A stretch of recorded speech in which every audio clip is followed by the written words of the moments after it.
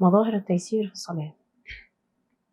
يقول تعالى: يا أيها الذين آمنوا اركعوا واسجدوا واعبدوا ربكم وافعلوا الخير لعلكم تفلحون وجاهدوا في الله حق جهاده هو اجتباكم وما جعل عليكم في الدين من حرج.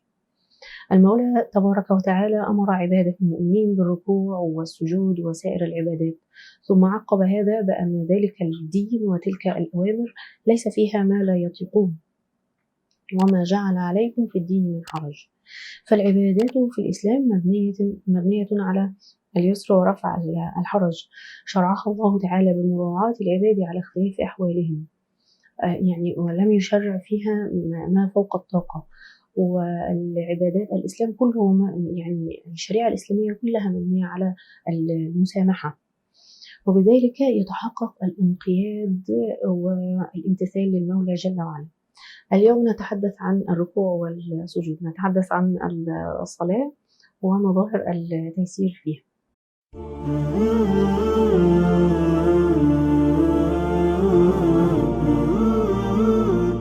بسم الله الرحمن الرحيم، الحمد لله رب العالمين، والصلاة والسلام على سيدنا محمد وعلى آله وصحبه أجمعين.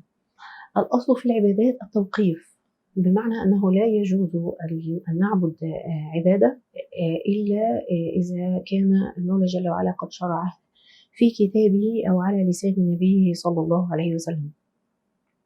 ومن رحمة الله تعالى أن مجال العبادات في الإسلام محدود ولا يقبل الزيادة، لأن العبادة حق له سبحانه. حتى لما أراد بعض الصحابة أن يزيدوا في العبادة، فالنبي صلى الله عليه وسلم بين لهم أن ذلك ليس من الإسلام. يقول: ومن رغب عن سنتي فليس مني. اليوم بما أن حديثنا عن الصلاة التي هي عماد الدين، فنقول إن مظاهر التيسير في الصلاة في شريعة الإسلام كثيرة جدا، يعني نذكر بعضا منها في اليوم. أولا جعل الله تبارك وتعالى للصلاة نداء مباركا يتضمن تعظيم المولى جل وعلا بالتكبير الله أكبر، والشهادة له بالوحدانية ولنبيه صلى الله عليه وسلم بالرسالة. يعني المولى جل وعلا جعل الإقرار بالشهادتين نداء للصلاة ودعوة لها. الأمر الثاني أو المظهر الثاني من مظاهر التيسير أن الصلاة راحة المؤمنين وسبب لمحو الخطايا وسبب للفلاح. راحة المؤمنين، يقول النبي صلى الله عليه وسلم: وجعلت قرة عيني في الصلاة. وهو سبب للفلاح في قوله تعالى: قد أفلح المؤمنون الذين هم في صلاتهم خاشعون. ويمحو الله بها الخطايا والذنوب. يقول صلى الله عليه وسلم: أرأيتم لو أن نهرا بباب أحدكم يغتسل منه كل يوم 5 هل يبقى من درنه شيئا؟ فقالوا: لا يبقي من درنه شيئا. فقال: كذلك الصلوات ال5 يمحو الله بهن الخطايا. الثالث من رحمته سبحانه أنها لا تجب في اليوم إلا 5 مرات، ومع ذلك كتب لهم أجر 50. الحديث المشهور النبي صلى الله عليه وسلم وسيدنا موسى صلى الله عليه وسلم: ارجع إلى ربك فاسأله التخفيف، فكتبه 5 صلوات في اليوم والليلة وأجرهم 50. الرابع يقول تعالى: حافظوا على الصلوات والصلاة الوسطى وقوموا لله قانتين. من رحمة الله تعالى ومن تيسيره على عباده أنه جعلها على أوقات متفرقة على مدار اليوم، يعني تخفيفا للعباد بدلا من أدائها كلها في وقت واحد. وفي الوقت نفسه لكي لا يغفل العبد عن ذكر المولى جل وعلا، لكي يستحضر تعظيم حرمات الله في كل وقت وفي كل لحظة في يومه وفي حياته. الخامس من تيسير الله تعالى ومن مظاهر التيسير في الصلاة إكرام الله تعالى للعباد بأن الملائكة يشهدون الطاعة، يعني ينظرون، يعني الملائكة تجتمع في وقت طاعة العباد ويشهدون لهم. النبي صلى الله عليه وسلم يقول: يتعاقبون فيكم ملائكة بالليل وملائكة بالنهار ويجتمعون في صلاة الفجر وصلاة العصر. ثم يعرج الذين باتوا فيكم فيسألهم وهو أعلم بهم: كيف تركتم عبادي؟ فيقولون: الملائكة تركناهم وهم يصلون وآتيناهم وهم يصلون.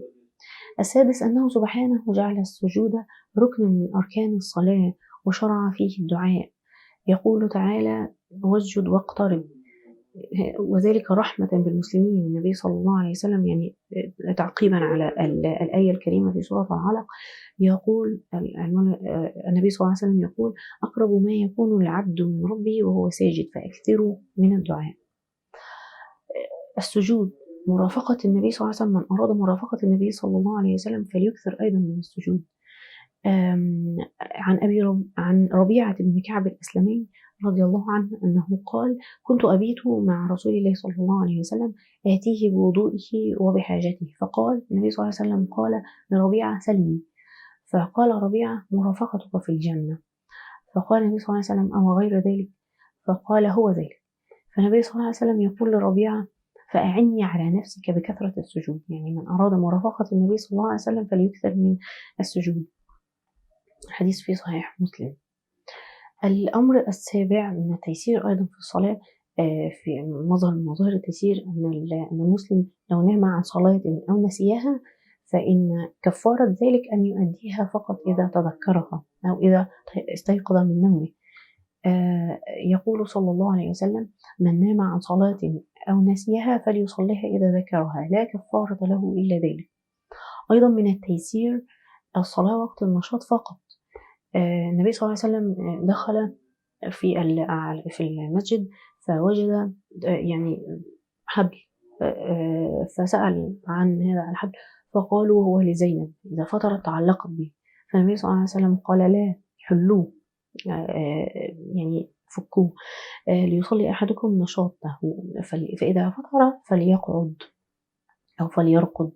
الحديث في صحيح البخاري. يعني الإنسان، هذا الحديث نستدل منه على أن الإنسان لا ينبغي أن يتعمق أو يتنطع في العبادة ولا أن يكلف نفسه ما لا يطيق. يعني لا ينبغي أن يتحمل من العبادة مشقة، يعني مشقة الخارجة عن المعتاد. يصلي ما دام نشيطا، إذا تعب أو إذا فطر أو إذا أصابه الكسل فليسترح، فليجلس، فليرقد، وهكذا. الأمر التاسع أيضا من التيسير مراعاة أحوال المصلين، النهي عن كل ما يشغل قلب المصلي في الصلاة طبعا. فلا بد من حضور القلب في الصلاة ولا بد من الإقبال على الصلاة. ولذلك روي عن عائشة مرفوعا إلى النبي صلى الله عليه وسلم: لا صلاة بحضرة طعام ولا وهو يدافعه الأخبثان. الأخبثان يعني مدافعة البول والغائط. ويقول أيضا صلى الله عليه وسلم من حديث في صحيح مسلم: إذا حضر العشاء يعني الأكل وأقيمت الصلاة فابدأوا بالعشاء، يعني نبدأ بالأكل أولا، نبدأ بالعشاء ثم حتى لو أقيمت الصلاة. يعني الحديث إذا حضر العشاء وأقيمت الصلاة قد أقيمت فعلا، ولكن نبدأ بالعشاء بالأكل. لماذا؟ يعني حتى لا يكون الإنسان يشغل ذهنه بالجائع ويشغل ذهنه بالطعام، وإذا كانت رائحة الطعام ويعني الطعام أمامه فهذا لا يجوز. يعني لا ينبغي له أن يقوم يؤدي الصلاة أولا ثم يأكل. طالما غلبه الجوع فيأكل أولا ثم يقيم صلاته. أيضا في رواية للبخاري: إذا كان أحدكم على الطعام فلا يعجل حتى يقضي حاجته منه من الطعام، يعني لا يعجل، يأكل بسرعة، يأكل على مهله حتى يقضي حاجته من الأكل. وإن أقيمت الصلاة، يعني حتى وإن أقيمت الصلاة يؤدي نفس المعنى حديث الذي في صحيح مسلم. قياسا على الطعام والحاجة إلى قضاء الحاجة، يعني البول والغائط، كل ما يطرأ على المسلم قبل دخوله في الصلاة ينبغي أيضا أن يعمل على إزالته. ولذلك نجد في المساجد لافتة بإغلاق الهواتف الجوالة، لأنها تشغل المصلي عن صلاته وتجعل قلبه عن الإقبال على الصلاة. العاشر من مظاهر التيسير تشريع سجود السهو، يعني لجبر الصلاة. سجود السهو في الأصل شرع جبرا للصلاة إذا وقع فيها بعض الغفلة. النبي صلى الله عليه وسلم يقول: إذا شك أحدكم في صلاته فلم يدري كم صلى 3 أو 4 فليطرح الشك وليبني على ما استيقن. أنا متيقنة أني صليت 3 لكني أشك إذا كنت صليت الرابعة أو لا، فأطرح الشك وأبني على ما استيقنت. أنا استيقنت 3 فأبني على هذه 3 وأقوم وأؤدي ختام الصلاة الركعة الرابعة، ثم يسجد سجدتين قبل أن يسلم، فإن كان صلى 5 شفعنا له صلاته، وإن كان صلى إتماما ل4 كانتا ترغيما للشيطان. الحديث في صحيح مسلم. بالنسبة للجمع والقصر في الصلاة، صلاة الظهر والعصر، الجمع والقصر بين صلاتي الظهر والعصر، والجمع والقصر بين صلاتي المغرب والعشاء والفجر لا جمع له ولا قصر، يعني ركعتين. بالنسبة للمسافر وللمريض وبسبب المطر، وحتى إن هناك صلاة الخوف، صلاة مخصوصة للخوف. بل ورد أن النبي صلى الله عليه وسلم جمع في غير سفر ولا مطر، وحين سئل ابن عباس عن ذلك يعني قيل له: ماذا أراد بذلك؟ فابن عباس رضي الله عنه قال: أراد ألا يحرج أمته. حديث في صحيح مسلم.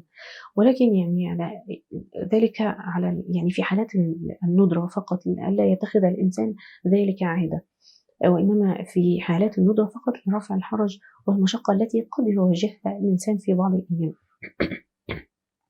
الثاني عشر من مظاهر التخفيف، من مظاهر التيسير، هو التخفيف في صلاة الجماعة مراعاة لأحوال الناس ومشاغلهم.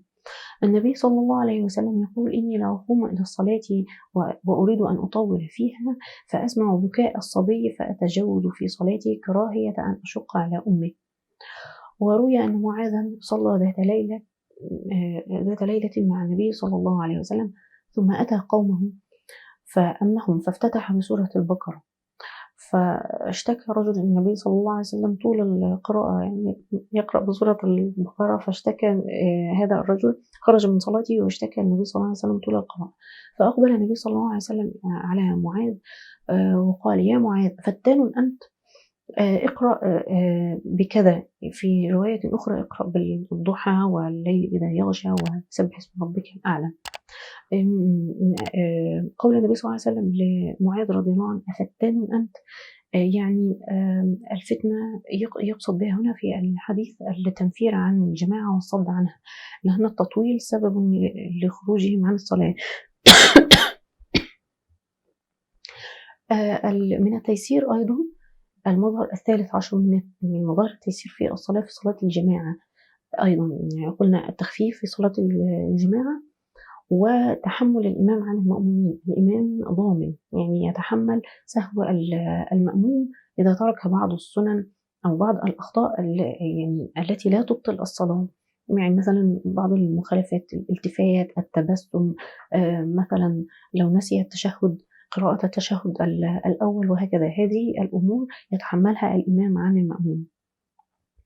وفي الحقيقة يعني يجدر التنبيه هنا في صلاة الجماعة أيضا إلى أمر، يعني وهو أيضا مظهر من مظاهر التيسير في الشريعة الإسلامية.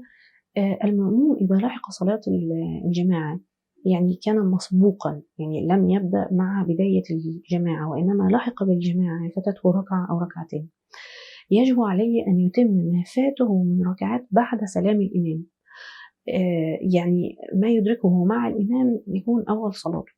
يعني نضرب مثال مثلا بصلاة المغرب، إذا يعني لحق بالإمام في الركعة الثانية من صلاة المغرب، هي للإمام الركعة الثانية فتكون للمأموم الركعة الأولى، ثم بعدما يتم الإمام صلاته يأتي فيقوم بأداء بقية ما فاته من الصلاة. وذلك الحكم فيه من اليسر على المصلي. لماذا؟ حتى لا يعجل في صلاته أو ينشغل باللحاق بالإمام بدلا من الانشغال بالصلاة وبحضور قلبه في الصلاة. نسأل الله تعالى أن يعلمنا ما ينفعنا وأن ينفعنا بما علمنا. آمين يا رب العالمين. سبحانك اللهم وبحمدك، نشهد أن لا إله إلا أنت، نستغفرك ونتوب إليك، والسلام عليكم ورحمة الله.